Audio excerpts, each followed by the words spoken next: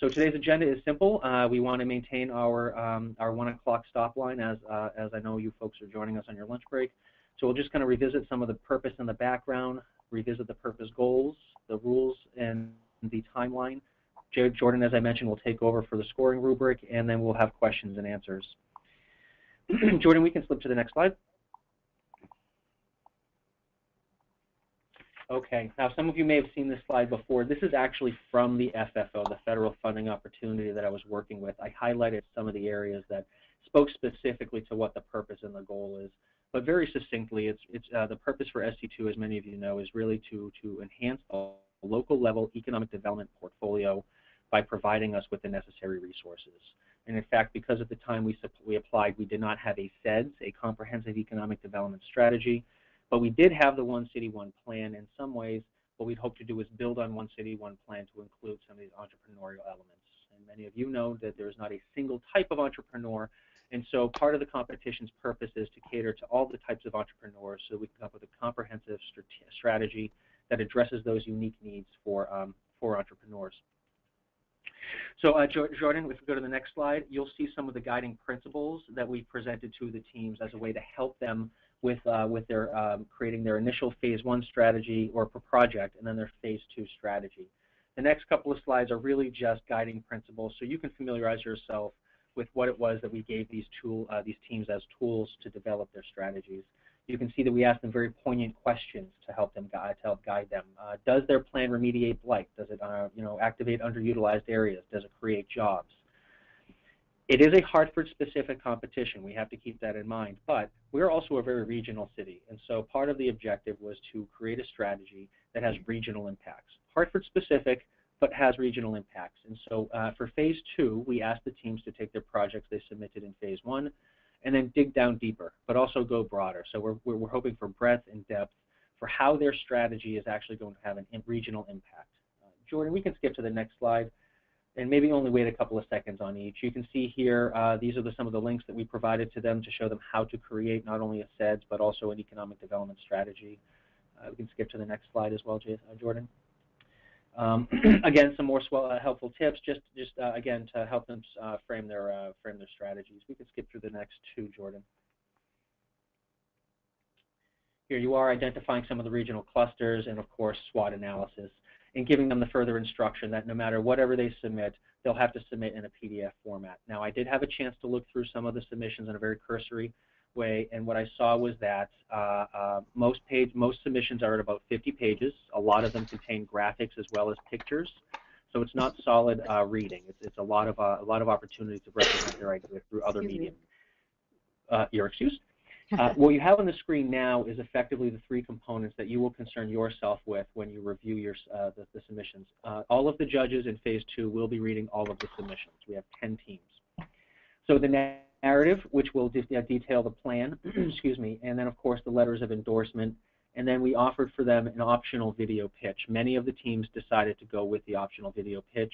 What we learned in the first phase was that it did give the teams an opportunity to present their ideas in a bit of a different way than the limitations of just writing or some kind of a pictorial representation. The letters of endorsement, I just want to take a moment to reflect on, partly because I will tell you that many teams went out and sought letters of endorsement indiscriminate of whether or not the organization that was providing the endorsement was actually able to assist them with implementation. The teams were charged with creating a strategy that is feasible and sustainable, meaning simply that is implementable. It is something that we can work with and is not pie-in-the-sky idea. These letters of support should reflect tangible and staff resources that could be lent to the team as a way of implementing their idea. So tacitly simply saying that we support this idea should not be something that weighs on you. Whether or not that organization is actually committing funds, resources, staff, or otherwise, that should speak volumes to you. That should demonstrate to you whether or not this plan or strategy is actually sustainable or feasible. Jordan, if we could skip to the next slide. What I'll show you is the timeline. This is the grant timeline from when we started back in February 4th, 2014, when we launched this program. It's been a long time since we launched, and it's even been longer since we actually were awarded. You may recall we received our award in September 2012, but because of fiscal cliffs and shutdowns and various other things, it took us until February to be able to launch. And we've maintained this schedule and timeline pretty much throughout. There haven't been very many variations or deviations from this. Jordan, if you look at the next slide, you can see where we are. We're in the final stretch. You guys are the finalists, or you're the final linchpin in determining where we are over this. Excuse me, where we end up over this 2-year endeavor. Jordan, if we go to the next slide, we'll talk about some of the next steps and the important dates for you folks to keep mind of. You'll see that the judges will complete their reviews by Wednesday, May 20th. We've scheduled presentations for May 21st. We'll ask judges to block off that full day if possible. I will follow up with what the schedule will be, but this is the latest possible date that we'll be able to conduct the presentations to the judges and still maintain on schedule, with the final scores being due by the end of business on the 22nd and the award ceremony occurring on the 1st. Jordan will talk you through momentarily what the scoring rubric consists of and how you will score. Jordan, if we can go back just one more so that the judges can reflect those dates or take note of those dates. What we want to do is make certain that the judges have until the end of business on Friday to adjust their scores, dependent upon what they might see during the presentation. So the idea here is to have all of the written material reviewed and perhaps a preliminary score at least assigned by the judges on the 20th. That gives folks about 3 weeks and a little better than 3 weeks. And then, as I said, the final presentation will be an opportunity for these teams to give you more information beyond what you might have read in the proposals. The award ceremony right now, what's driving a lot of this schedule is we have a firm commitment from our federal funding partners at the EDA. We do expect that they will be present on June 1st. The secretary of the EDA is Jay Williams.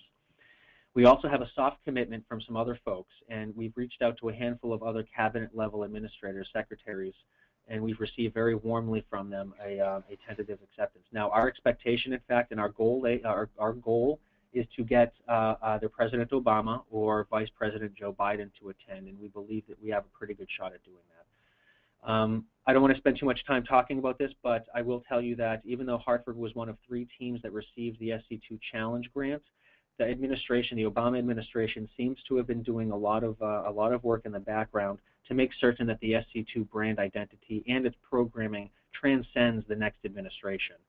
They've already built research development institutions and as well as other infrastructure in other states to support this effort. They've also created other funding opportunities that stemmed from this that consolidate several other federal agencies. So it appears to me from a 30,000-foot level that the administration is looking at ways to make certain that the SC2, the Strong Cities, Strong Communities brand and programming transcends the next administration. So please take note of these dates. The award ceremony may change dependent upon whether or not we can get the president or the vice president. But as for right now, this is the schedule for the next most important elements of this particular competition. And as of June 2nd, it looks like we wrap it up. So with that, I'll ask Jordan to switch to the question slide before we ask him to take over, and I will give you folks an opportunity to ask any questions about the background or the next steps. I have a question. Yes, sir. Already planned, are there any plans to be able to listen to presentations on the 21st? I'm already planned to be out of town, and I will be in the air on the morning of the 22nd, so I need to know, will I be able to listen via conference phone on presentation? This is Sam Hamilton. Or what time of day on the 22nd would my final scores be due? Your final scores will be due on at end of business on the 22nd. The idea there is that we can tell teams going into the Memorial Day weekend what their rank was. Okay. We have one other judge who has expressed an inability to be present on the 21st, and I beg forgiveness because this is actually the 8th date that we've settled on, and we've had to go back and forth several times with teams and judges. Teams were, quite frankly, the most critical component. We had to make certain that all of our teams were present. So, Sam, what we've done for those judges who will be unable to attend is we will secure we will have the event audio and video recorded, and we will have that sent out to the judges at the end of the business day, so they'll have an opportunity to review those recordings. Okay, great. It is important, though, that judges make every effort to be present at the event on the 21st. Yeah, I'm here on the 1st, so that's great. But those 2 days. I appreciate that. Yep. Okay. Very good. Megan, Kristen, any questions from you regarding what you've heard so far? Or is No. that date a conflict for you? I actually, believe it or not, have jury duty on the 21st. I don't know if that's something that I can maybe see about, postponing or whatever. But as it stands right now, I am scheduled for jury duty that day. Sure. And as a jurist, I'm sure you're excited for it, right? Mm-hmm. Really, would you rather do jury duty would you rather do jury duty or hang out with us? I'd rather hang out with you. I'm sure of it. Yeah. Any other questions? Okay, hearing none, I will work closely with you two to resolve that conflict. Hearing none, Jordan, we will turn it over to you so you can talk us through the scoring website and the rubric. When you have been provided your credentials to log in, you can just log in using those credentials. First of all, we will just use a sample judge for now.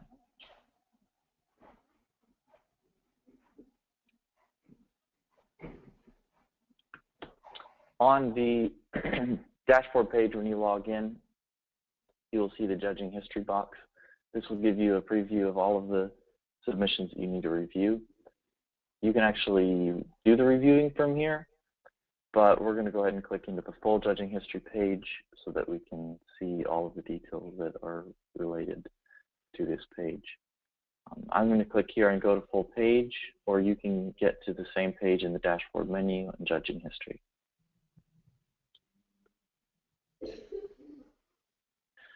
Quick review of this page. On the judging history page, we have the submission reviews links in the submission column. That's where you click to begin your review, giving a score and comment, scores and comments for the submission. Submitted by column are the individuals that are responsible for submitting those submissions. You'll have the start date of the judging for this challenge. You have the score that you've provided so far for that submission. There are 3 different judging criterions you will be working on and reviewing. If you saved any of those, the score will begin showing here. Rubric finished column will tell you whether or not you finished scoring all 3 of those scoring traits. And the close date column, I will speak a little bit more on that in a little bit. Go ahead and click in here to the 3rd submission on this list. On the submission review page, you have the submission is included here in this collapsed box. Once you click it, it'll expand. In this box, you'll have all of the contact information for the team and for the individual, the primary point of contact, the individual responsible for submitting the team submission. And you'll have links to the submission development plan and the endorsements. Here in the video presentation optional section, not on this particular submission, but if they've submitted a video, it will show up right here for you to be able to play directly on this page. Excuse me. When you click these links, these PDFs will automatically download so you can view them on your computer, print them out, however you prefer to review the submission. Once you're done with this, you can click the box at the top to collapse it again, and you can begin scoring as soon as you're ready. To score, in judging criteria number 1, we have in the black box kind of some identifiers, some questions to outline how to score based on locality in this judging criterion. When you're ready to give a score, you can click on the ratings bar bubble and drag it to the appropriate score that you'd like to assign. And to identify what score to give, we've also given some parameters or some ideas of what maybe should be included or what that submission should look like in order to get that particular score for that submission. So you can score based on the sections of text, the text above each section scores. For each submission, or for each judging criterion, you will be required to give a comment with a minimum of 50 characters.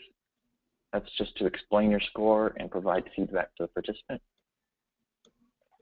I'm going to put a sample one in here.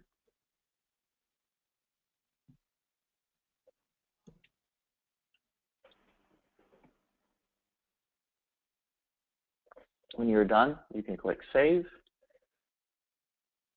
and then Next will take you to the next judging criterion.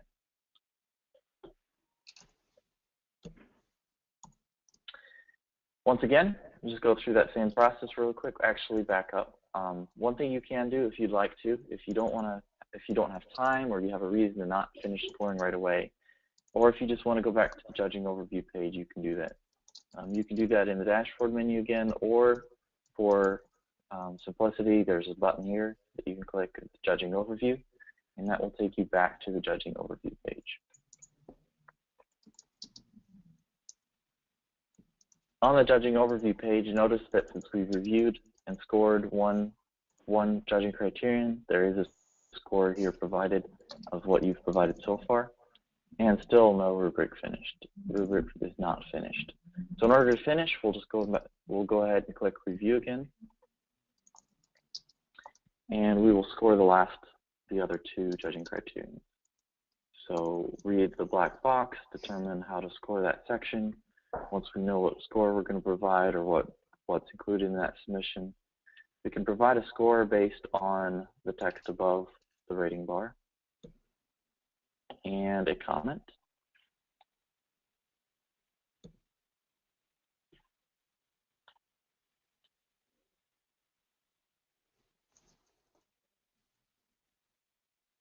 And I will just finish this one out real quick, and a few more comments on the judging overview page.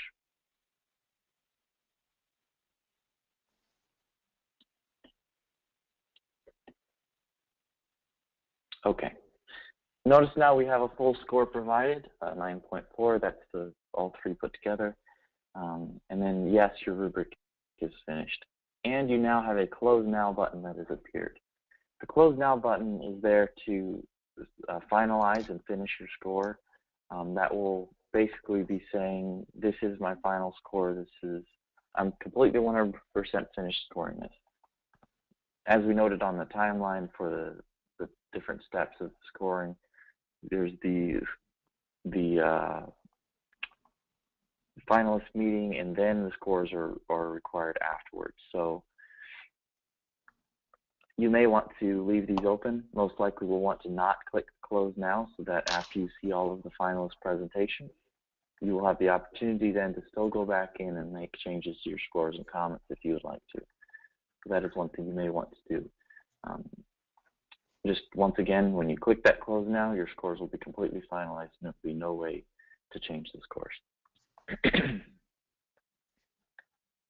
If you do want a really quick review of the scores and comments you've provided so far, the easiest way to do that, instead of clicking into Review and having to click through each section, you can click on the actual score here in the Score column, or the link in the Rubric Finished column. Either one of those will open a window that gives you the access to the submission, but it also lists all of your scores and comments directly, so you can just review them here very quickly. If you need a walkthrough or demonstration of this whole process at any point, again, during or before judging, there is a video I put together up here in the under the Help link. Once you click Help, this box will expand, providing the video that you can watch, and it will walk you through this exact same process. I believe that leaves us a few minutes for any questions if anyone has any.